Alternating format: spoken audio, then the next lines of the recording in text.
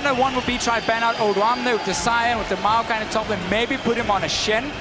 Another choice is you look towards Lulex. He played 2 champions in the playoffs, Gragas and Sejuani. That's the only thing he played. Or maybe, I mean, you want to look towards the bottom lane. SK Gaming struggled getting kills against Unicorns of Love. He's the first AD carry ban, and the Gragas, as we talked about. Yeah, Gragas off the table, Kog'Maw as well. The Lucian Graves, no surprises. As the timer ticks down for the third one, we have seen a fair amount of Lulu targeting away SK Gaming. It's actually going to be the Zed ban on Fox this time. Okay. That's what we'll see for game number 1. So LeBlanc is open, and a lot of teams in Europe likes to early pick it if Zed is being banned away. And for H2K, it's very important they get an AP mid laner. And the reason I say this is because Oduamne mainly plays tanks in the top lane. Sion, Maokai is the 2 main picks for him. If he wants to play those picks, you cannot go for physical mid laner, because then you suddenly have pure physical damage dealers in an AD carry and a physical mid laner. That doesn't work for them. This also explains the Zed ban, because they don't want to play it themselves for that reason. Instead, you're going to see Ahri, Diana, LeBlanc. These going to be the mid lane picks for H2K and Rio. At least that's what we expect. Orianna possibly thrown in there too. Could be Depends there on too. the type of comp they want to run. With the Jinx banned away too now, so you see a couple of Yarna's champions being taken off the board. He's been, over the course of the split, much more preferring the likes of Sivir. But with Kog'Maw and Jinx off the table, this can prevent the insane snowballing that we've seen come out of those hyper carries. And it's 2 hyper carries. That is the important one. 2 hyper carries. SK Gaming, when they lost to Unicorns of Love in Game 5, the game that decided who went to the final and who went to play the 3rd place match, they couldn't close out the game. They went late game. It was a Caitlyn pick for Unicorns of Love, but they went late. VODS ended up being one of the big carries for the Unicorns, and therefore SK lost. With these 2 bans here, we know Yanin loves to play that style. It's taken away, but it's not completely done. There are other late game carries you can pick if you want to buff them up with a Lulu, with a Nunu. For them, I mean, I've even seen Lucian being used as some sort of a hyper carry, and I know Yanin can play that one as well. And now they go ahead and take away the Lulu first. I mean, this is still a pick away from Inrated, but it makes me think that they might have some other tricks up their sleeves to, boost up the champions that they are going to have. Because Lulu gives you a lot of artificial tankiness. We'll see what SK answer with on their side. It's one of the few AP top laners that is also an option.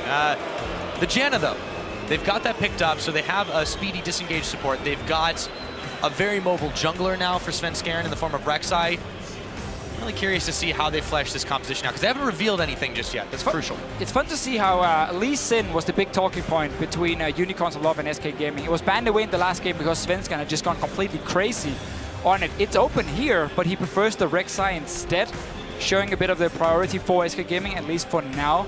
Janna, also just a bit of a takeaway. You don't want to give Lulu Janna in a potential protect the AD carry setup. That's nearly impossible. But we also know Kasink prefers Thresh or Annie, because they give him more roaming potential in the early game, which is something he likes to use, where N-rated is a support who just sits and babysits his AD carry.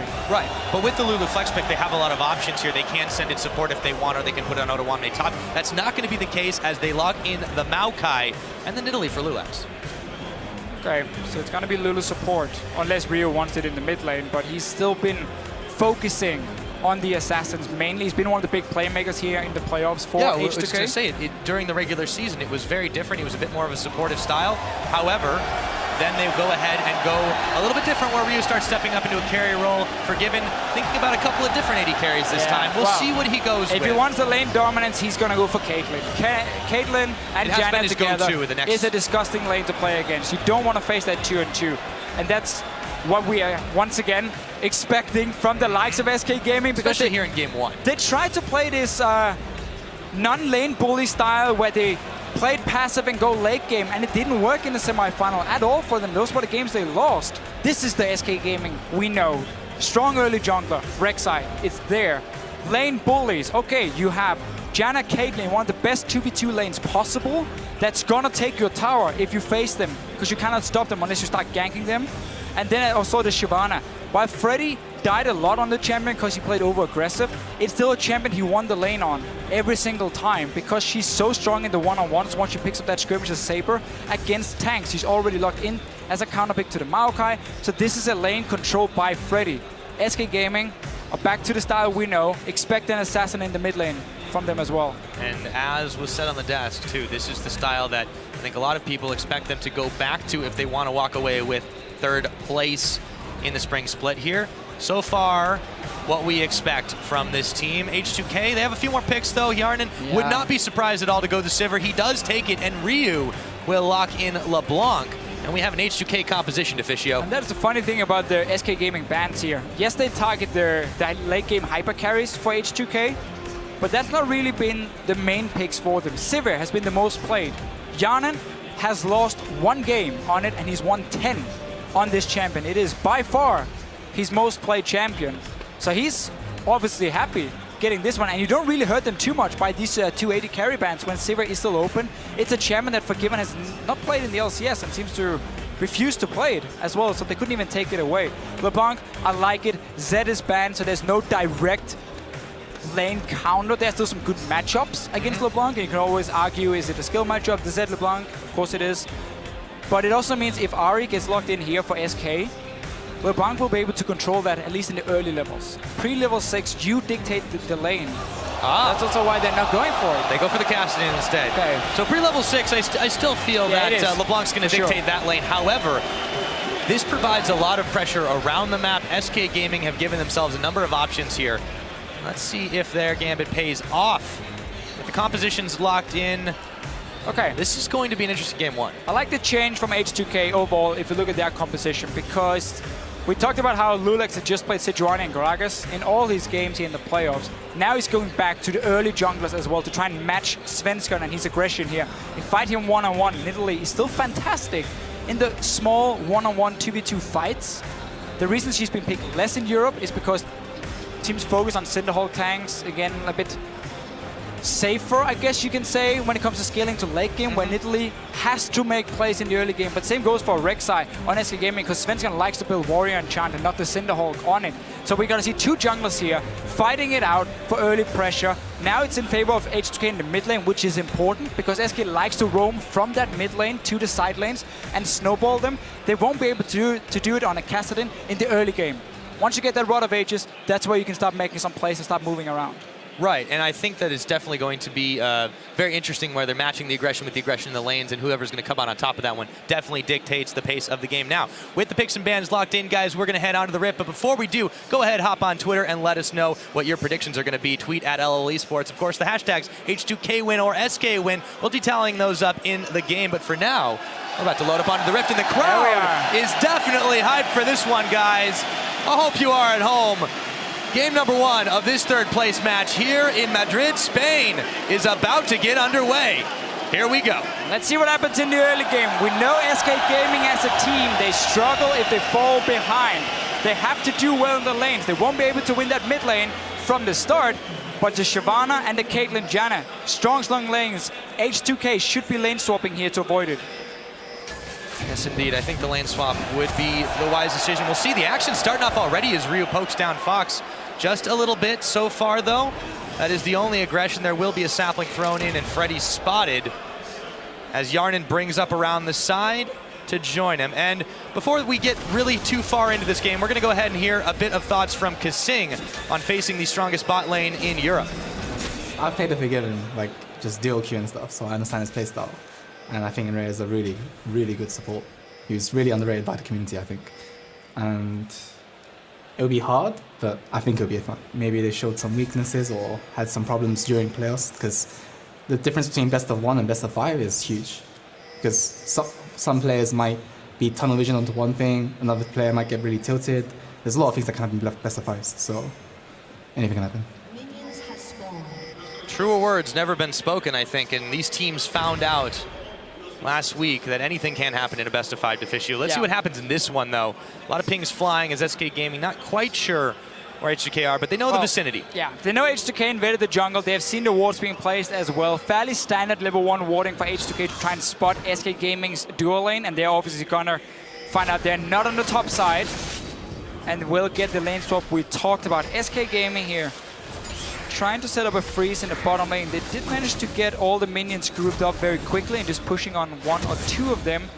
But normally SK decides not to freeze in inner lane. So if they want to fast push it in with the likes of a Caitlyn, they want to get the tower advantage, then rotate to a dragon and then once you have a BSO completed for Forgiven, they look for that 2v2 lane. That's how they normally place the lane swap. Now they had another week to practice.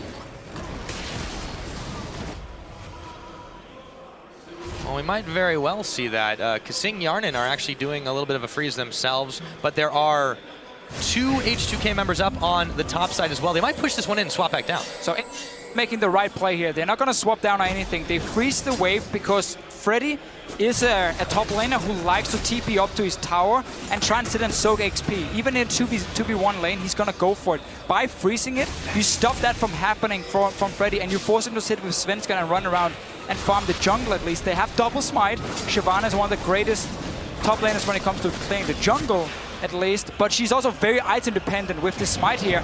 First gang, it's on to Ryu. Yeah, Ryu, he just hits level 3. Let's see if he can make it out alive. That would be one escape, and it looks like he'll make it. Throws the chains onto Freddy. Svenskeren there sitting with the double buffs. Kasing there to throw out a little bit of extra damage, pushes them back. We don't have first blood just yet, but there have been some serious moments of action between these two in the mid lane. So, also because SK Gaming likes to push that bottom lane with Forgiven. If you freeze top lane and you force Shyvana to come up there on her own, often what happens is you then send the support up to help her as well, so you have a 2v2 lane. By taking away Enrated from this lane, then you can put your own top lane and just have a fairly standard one-on-one where Forgiven keeps pushing in the wave, so your top laner gets free farm and free XP, while the Shyvana has to fight for every single one, even with a Janna. We see SK is not adapting that style, at least early on. They're just allowing or putting Freddy on his own here.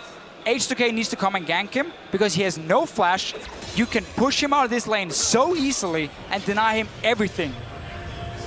Right, and neither top laner now with their teleport as Odoamne goes down to do exactly what you just said, soak up that farm with a bit of help from Lulax. Forgiven and Enrated still pushing in on the tower. Howling Gale will miss Odoamne, but still he is able to clean some of that minion farm up. Meanwhile, up at the top, yeah, Kasing has rejoined Yarn, and that's going to push Freddy back. It's not the strongest gank in the world, but it's enough. Just having 2v1 to push him away, he cannot take these greedy trades as an early or a under-leveled Shyvana, I guess we can say. Little drag. Instead, an SK Gaming style. It's so funny how they value getting gold for themselves and they don't care about you. Like, you can get all the farm you need. That's fine, as long as we get what we want. That's the SK Gaming mentality. So that's why they always push in the waves, and they will take your tower, and they don't care about your top laner getting 450 CS from it. It often, or can end up backfiring for them. Here's a gank. Backfire. Fox still sitting on level 4 right now. Kasing, as you mentioned, not the most effective of ganks, but they do force Fox back. Lulix was hanging around the backside as well, and he's just going to go ahead and keep clearing through his jungle. But enough pressure towards the middle and on the bottom side means SK can't attempt the dragon or anything else right now. No, I would really prefer still, though, if you just value denying Freddy farm and XP top lane, because then your top laner gets such an advantage because he keeps getting the waves here. But with Kasing roaming to mid lane, yes, okay, he shows that you cannot start an easy dragon right now, but he also allowed Freddy to get back and at least get some XP and CS. The wave is pushing in for H2K now on the top side. Kasing is there to try and zone him away. But Freddy's already gotten a little bit more than he probably should have for them. Yeah, he's been keeping pretty well paced with Odoamne. The jungle on the bottom side pretty bare, as has been visited by both Lulix and Svenskeren. Finds out as he tunnels his way through. They may be looking to dive onto the tree, but Odoamne has a ward safe as well. Back enough for now. Yeah, and look what they're trying to do as well, H2K here. Because now they know Odoamne is level 5, he's got a Ruby Crystal, he's fairly tanky. Diving him is somewhat risky for SK, so they can leave him. That means suddenly the focus is on the top side. They don't care about this dragon being taken. They want to push away Freddy from this big wave, take the tower as well, and then swap down to the bottom side before SK can take a tower. And suddenly, yes, you lost the dragon, but you have a gold advantage from the lane swap. So that's going to be the strategy for H2K here.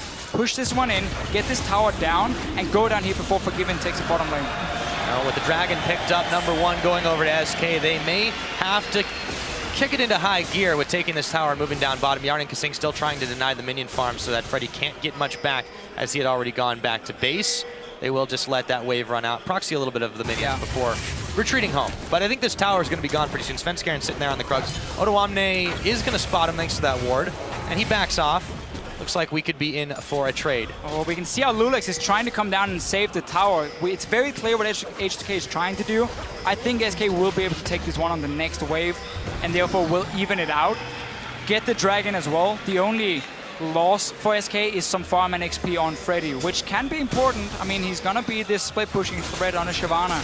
But later we go into the game, once he gets the skirmishes Saber. Ryu, he's gonna dash, but he's ignited in there. Pops his passive, he's gonna burn his flash as well. And it looks like Ryu has made the master escape.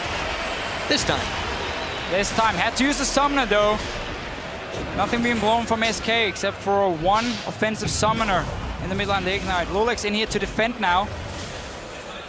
Important Should thing be able is to hold this casting off for now. that Forgiven got to go back. He had his BF sword already. He gets a second Dorn's Blade where there's only boots on the side of Yanin.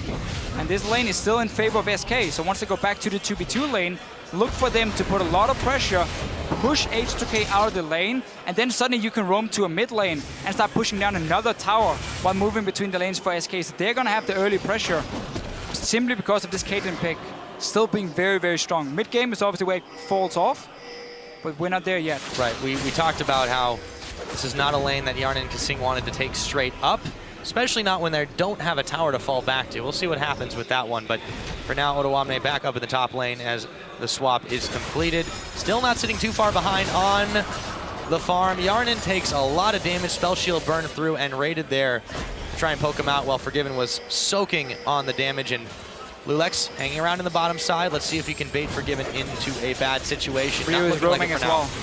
They're all moving down. They're gonna be spotted by multiple wards. So low here too. TP as well. There's gonna be a 5 versus 2 in the bottom lane. They really want to kill this Caitlyn. Yeah, they do. Oh, the heal is popped immediately. The chase is on though as they get on the hunt. 2 flashes burned from SK's bot lane, and they just get out of dodge.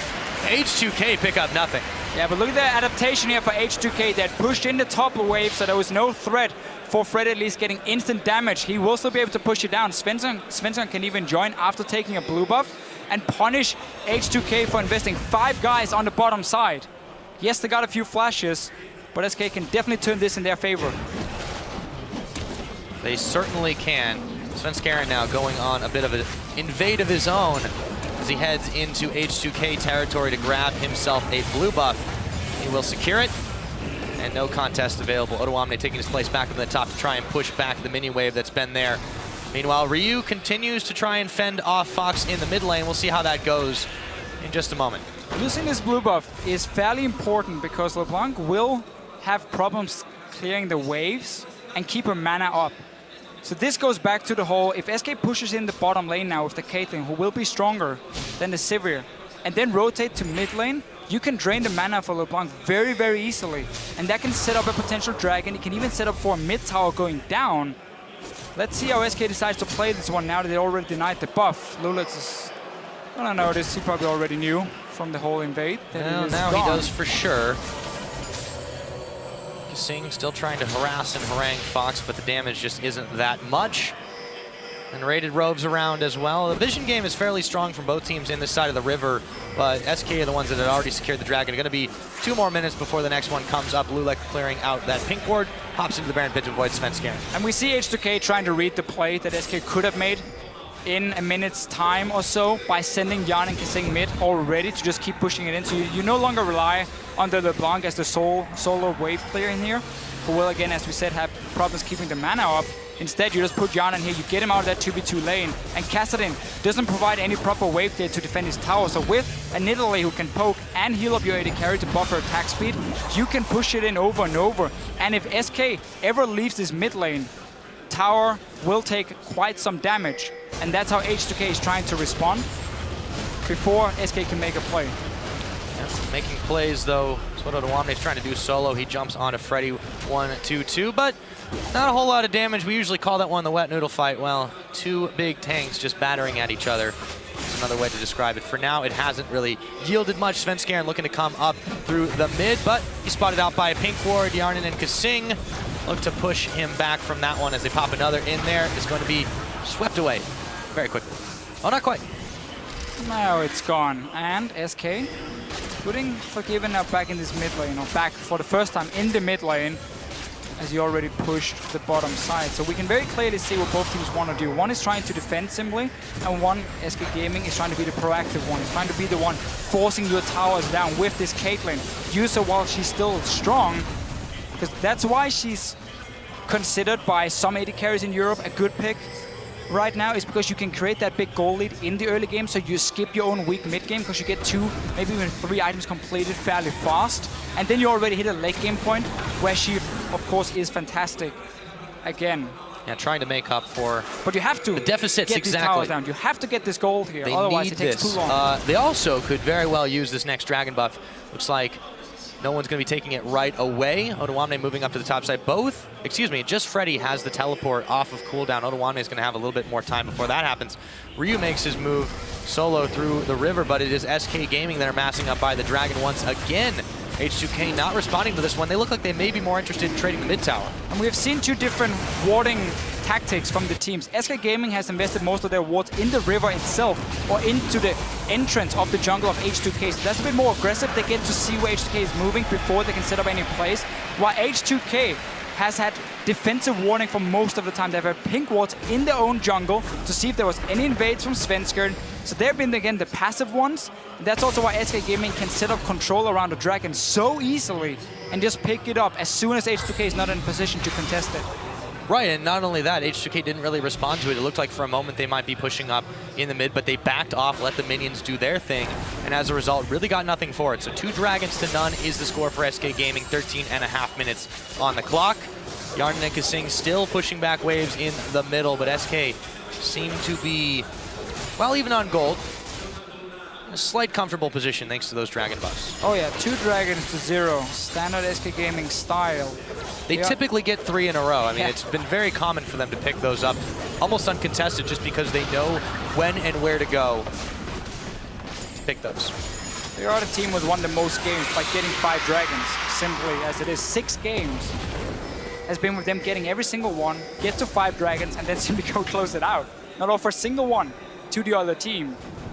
So you always have to be careful, and you know the focus for them is on these dragons here now up in this top lane. Skirmisher Saber has been completed. Suddenly Shyvana can really start pushing it down so fast, and losing your top turret against the Smite top laner is so risky because now it opens up for you to push the wave down to the tier 2 tower and move into your jungle, start taking away your Grom, take away the Raptors, potentially even a red buff, and then you start denying the enemy jungler so much farm from it, and you can so easily rotate from the top lane down towards the mid lane and collapse on whoever's standing there defending, and slowly but surely your towers will start dropping, you get pushed further and further back near your own base. Right, and that's even, of course, assuming Svenskeren's left anything in that side of the jungle to begin with. He's been very heavily invading to try and push this one back. Forgiven takes a whole heap of damage.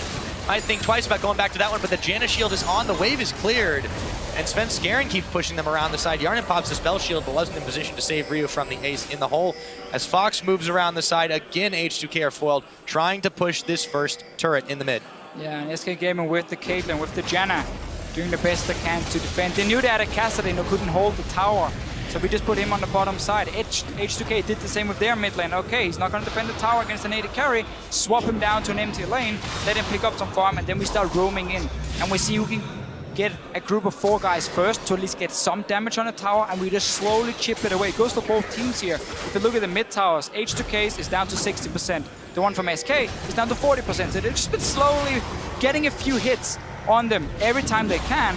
And now if you're out of position, you will lose your tower.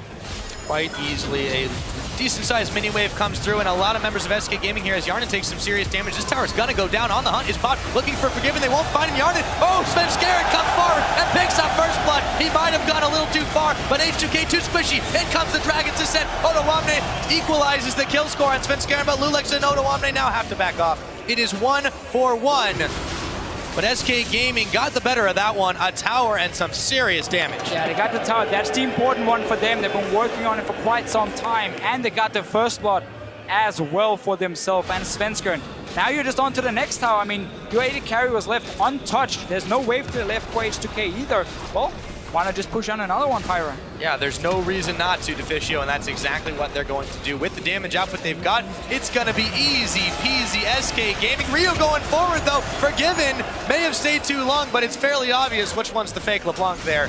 Now Freddy's going to finish the job he started in the top side. Just like that, SK Gaming, 4 turrets to 1.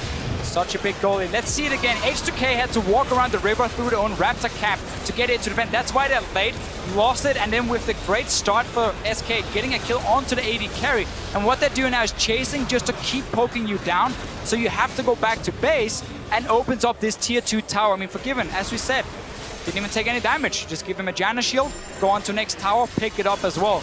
3k gold lead now for SK, 4 towers down. You can now start invading into the enemy jungle, and you can now keep pushing down every single lane and quickly rotate between them, or just take a tier 2 tower if it's left undefended.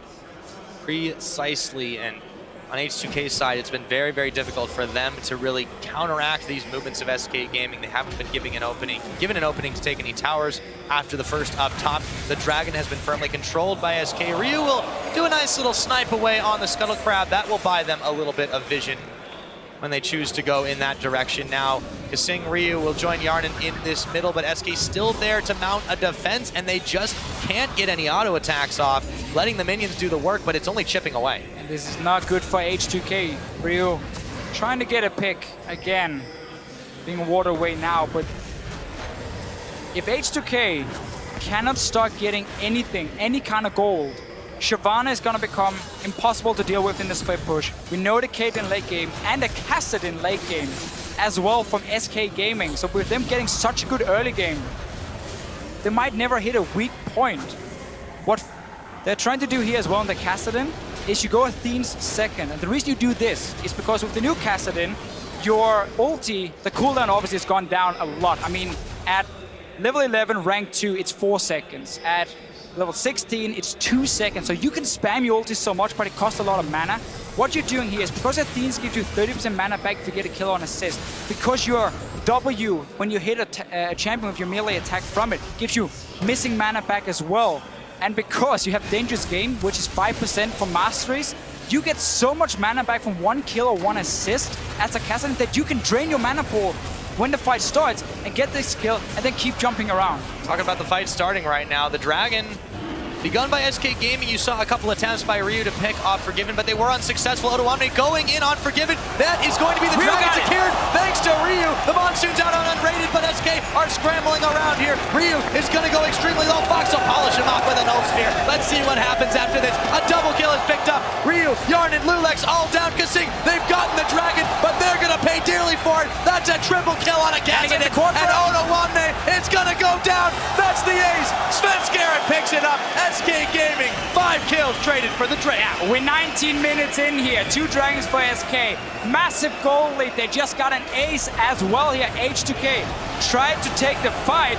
Baron has just spawned, and this is how we welcome Baron, by killing him. And why the hell not? Let's take a look at how this fight started. They try to jump in. The ace in the hole pushes Lulex back. The Dragon aggroing everyone, but then Look at your minimap here. Shyvana is behind H2K, so when they engage in, there's a perfect flanked option for Freddy. Meanwhile, Forgiven, despite being targeted by Odoamne, gets away, doesn't really take a whole lot of damage from it. And now it's just cleanup time. The Kassadin can start jumping around. There was no CC to lock him down. Freddy came in from behind as well. H2K are too far behind. They have 0 damage, and there are too many carries from SK. They have to lock down at once. way too many carries for them, and they may have been able to secure the Dragon. A bit of a mistimed smite from Sven Scarrett, but nonetheless, an ace picked up that the Baron on top. Talk about turning a situation to your advantage. With that, SK secure themselves a 7,000 gold lead on top of everything else. And look at that score on that Kassadin. 3-0-3. Completed the Athenes. Yeah. Now he has a needless. Talk about a number of carries, Officio. Now you go for that Hourglass. Other build paths, you can go Rod of Ages into Kodak into Hourglass if you want that, but now he had to go for the Athenes for himself. And just look at the team fights now. Try and pay attention to the Kassadin. If he goes in for 3 or 4, 5 quick ultis with the low cooldown, yes, he's going to be out of mana, but it doesn't matter because by that time you should have secured a kill or an assist, and you get such a sick amount of mana back. It just flies back up and you get another jump. Even though it cost 800 mana at that time, you can still do it because it should secure you another kill or assist. And that's the way you want to play this one. It is also a way to make up for your fairly weak mid-game normally. In this case, or early to mid-game, because now you simply use your ulti as your main damage source. Now with that, H2K are going to find it very, very hard to fend off the attacks. This bottom lane starting to be sieged on as Ryu jumps in, jumps out, takes some damage for his trouble with the Baron-empowered minions just chipping away once again H2K find themselves very, very far behind, just not able to do anything, and it really comes down to SK's superior team fighting in that case. Yes, it was easier to do when they had such an advantage, but they executed it flawlessly after giving up the Drake. We'll see what they're able to do here in this 4v4. And SK Gaming has been controlling that river all game long. So every time a Dragon was spawning, SK Gaming were in the better position. They had the vision down. They knew that they could basically decide the fight. So here when H2K said, okay, we cannot risk giving them 5 Dragons. We have to go for some sort of fight here. We have to try and make a comeback. Otherwise, the game is just going to run away from us anyway. Then SK Gaming could see everything. We saw Freddy coming in from the side as well. It was just a perfect setup for them. And a Kassadin going crazy in the fight. Well, everyone tunnel visioned onto Forgiven. Fox was able to creep up on them and just do a serious amount of damage. This tower starting to take more. In comes Otowanne, and let's see if they get pushed back. The Dragon's Ascent comes down. Forgiven staying alive as he picks off Lulex, taking down the Kitty Yarnin, trying to run away, but he's popped up by Svenskeren. Freddy chasing through Otowanne, trying to frontline if he can. Svenskeren is down. Freddy is tanking the tower. Can H2K push him back? It looks like it. The tower may not do it, but Otowanne will. But in comes VODS. They're gonna pick them all up. A double kill in. Can he pick the triple? He just might, and Raiden throws the ignite. They're following through. Boom. A triple kill. They don't even care about the towers. Down goes in Raiden, but Fox has come up with another triple kill, and they're gonna get nibs. The fact you don't even have to worry about how many stacks on your ulti you have as a Kassadin, that you can keep jumping as long as you secure a kill, makes him so good in these fights if you don't lock him down instantly. Once again, focus was on Forgiven at first. He stayed alive. Yes, okay, SK went a little bit over greedy. Walked under the tower. We're only 23 minutes into the game. Nobody can really tank it up. But they still managed to get more kills. Let's see it again. Engage coming from Odoamne. He's gonna flash onto Forgiven. And Raiden is here to try to protect him together with the rest of SK. He stays alive. We get the first kill on Lulex as well. Everything been invested onto this Caitlyn. SK Gaming decides we can go for the chase here. Dive on the tower. Sadly for them, it's the wrong people tanking it first. And then H2K managed to simply just kite back, buy a bit of time, use the tower as much as possible. But the turnaround is still that we're gonna have a Kassadin who just refuses to run out of mana because every time he gets the kill, he gets enough for another ulti. Right, as we see it right here, Freddy finally ends up going down. The flash. You gotta see him in slow motion. Just says, that's okay, I can clean up in the blink Still full of mana. an eye. Okay, so he jumps again. It costs 800 mana at this point, but it doesn't matter for him because he knows he's gonna secure a kill. Boom, goes back up to 50%. That's another jump. Kissing flash away, and that's why he didn't get the kill. So they get even more. You take a look at Fox on your screen. Again, H2K have been tunneling their vision onto Forgiven. They've neglected this Kassadin. Now they just can't touch him. The fancy footwork, rift stepping all over this H2K squad. And SK Gaming might be the first team to beat H2K when they play Maokai. They're 8-0 on this champion in the top lane. It's been the main pick for Odoamne. He's been so good on these tanks. But because SK Gaming has secured such a massive lead, even from the laning phase with these early towers going down, and because that Shyvana as a counter pick to it who could win the lane one-on-one and even take a tier 1 tower for it, H2K has never gotten to a point where Odoamne can be a big tank. Right, they've been stuck in, in this mid-game, this now later mid-game, while SK Gaming, they've just been able to barrel forward and just pick up a number of items, stack themselves up. Not just the Kassadin, but he is an integral part of this killing squad. And SK Gaming, they're doing what they've done best this split, and they've gone back to the basics, but they've done it with some new champion choices, and this is how it's working for them. Only difference is they didn't have a lane bully in the mid lane who could win the lane and then roam to the side lanes.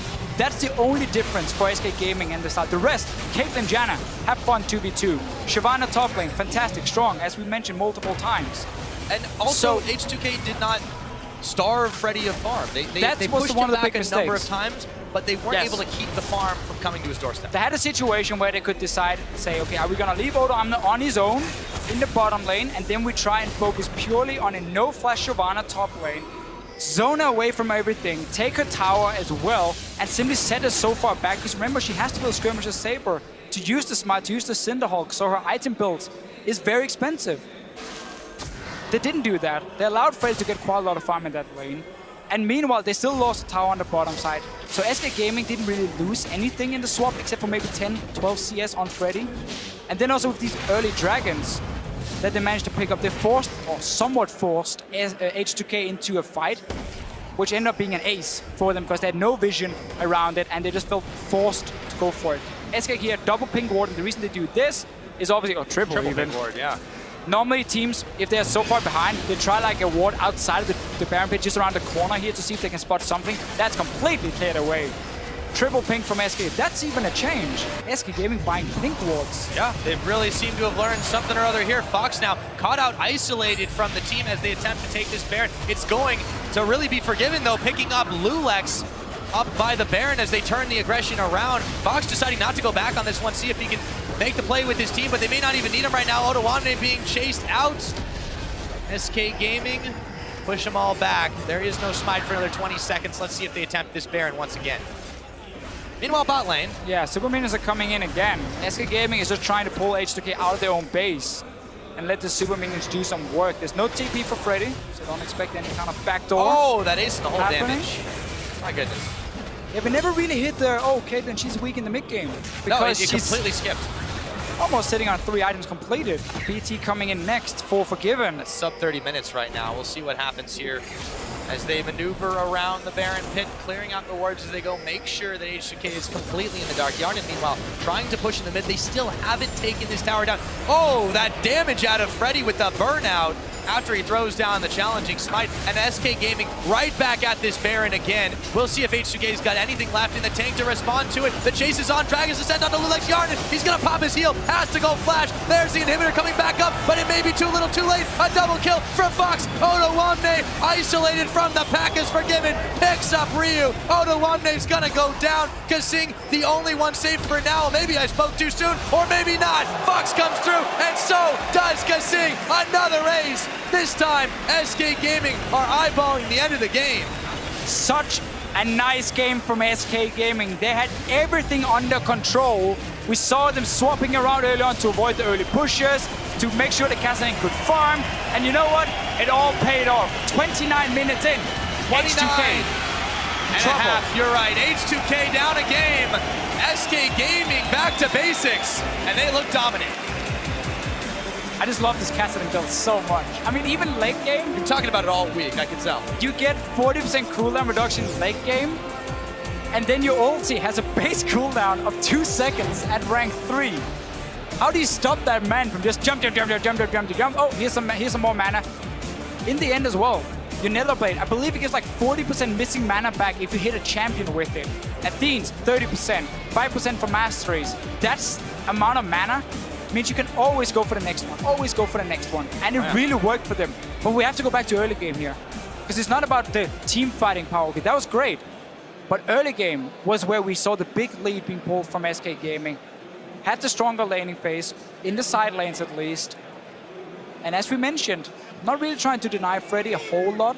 Up in that top lane, they instead seemed to be happy trading towers. Which is strange considering that they gave up their bottom side control. They just ceded that over to SK and Forgiven and Rated, and it not only resulted in the dragons that we're used to seeing from them, but from there, SK just seemed to have the game under wraps. H2K was forced to dance to their tune, and it really ended up being the death of them. And we just saw a very defensive approach from H2K with the warding. It was never in the river. It was always just in the entrance to the own jungle, so SK Gaming could freely move around in the river here, near the dragons, and just take it whenever there was a chance, and that really set H2K so far behind as well. Yeah, some fantastic warding from SK Gaming this time around. Now that's game 1 in the books. To break that one down even further,